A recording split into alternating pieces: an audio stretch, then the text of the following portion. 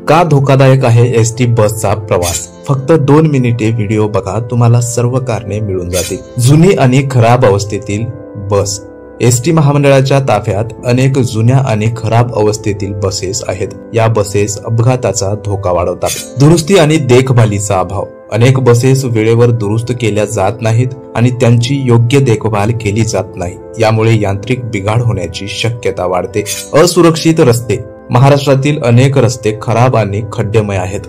यामुळे अपघाताचा धोका वाढतो। चालकामुळे देखील धोकादायक प्रवास होतोय। थकवा आणि जास्त कामाचा ताण। एसटी कर्मचाऱ्यांना अनेकदा जास्त कामाचा ताण असतो आणि त्यांना पुरेशी विश्रांती मिळत नाही।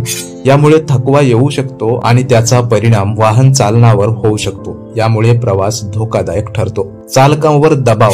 चालकांवर वेळेवर गाडी पोहोचवण्याचा दबाव असतो, ज्यामुळे ते वाहतूक नियमांचे उल्लंघन करू शकतात। यामुळे अपघाताचाही धोका वाढतो। प्रशासनाच्या चुकीमुळे सुद्धा एसटीचा प्रवास धोकादायक आहे। भ्रष्टाचार आणि गैरव्यवस्थापन। एसटी महामंडळात भ्रष्टाचार आणि गैरव्यवस्थापनाचे अनेक आरोप आहेत। यामुळे वाहनांची दुरुस्ती आणि देखभाल योग्यरित्या होत नाही आणि कर्मचाऱ्यांना योग्य प्रशिक्षण मिळत नाही। सुरक्षा उपाययोजनांचा अभाव। एसटी महामंडळात अनेकदा सुरक्षा उपाययोजनांचा अभाव असतो। यामुळे अपघात झाल्यास प्रवाशांना मदत मिळण्यास विलंब होतो। त्याचबरोबर इतरही काही कारणांमुळे एसटीचा प्रवास धोकादायक ठरतो। अपराध। एसटी बसमध्ये चोरी आणि दरोडेखोरी सारखे गुन्हे होण्याचे अनेक प्रकार आहेत। त्यामुळे सुद्धा एसटीचा प्रवास धोकादायक ठरतो।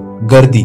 एसटी बसमध्ये अनेकदा प्रवाशांची खूप गर्दी असते, ज्यामुळे प्रवाशांना जास्त त्रास होतो आणि अपघाताचा धोका वाढतो। तथापि हे लक्षात घेणे महत्त्वाचे आहे की सर्व एसटी प्रवास धोकादायक नसतात। अनेक कर्मचारी आणि चालक जबाबदारीने आणि सुरक्षितपणे आपले काम करतात। प्रवास सुरक्षित करण्यासाठी काही महत्त्वाच्या सूचना। शक्यतो दिवसा प्रवास करा। एसी बस ऐवजी नॉन एसी बस निवडा।